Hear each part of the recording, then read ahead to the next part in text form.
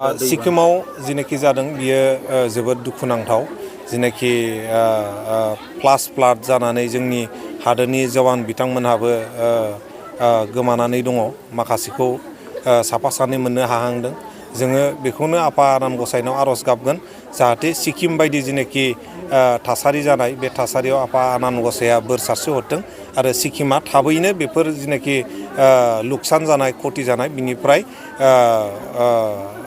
बारग'नो हाथों होननानै जोङो बेखौनो आसा खालामो।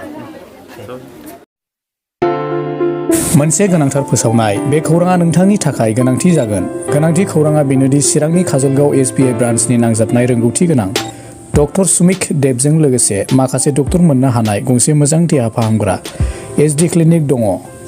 फै बिदिब्ला बे देहा फाहामसालियाव मा राहा मोननो हायो नायनि। डायबेटिसनि थाखाय फाहामथाय, सरासनस्रा सावस्रि फाहामथाय, बिखा बेरामनि सायाव फाहामथाय। नोंथाङा जुदि बेफोरबादि बेरामजों भुगिनांदोंब्ला काजलगाव SD क्लिनिकआव थांनानै नायजाहैनो हागोन। नायजानायनि सम फुंबिलिनि 9 रिंगानिफ्राय सानजौफुनि 1 रिंगासिम आरो बेलासिनि 5 रिंगानिफ्राय मोनाबिलिनि 7 रिंगासिम नायजानो हागोन।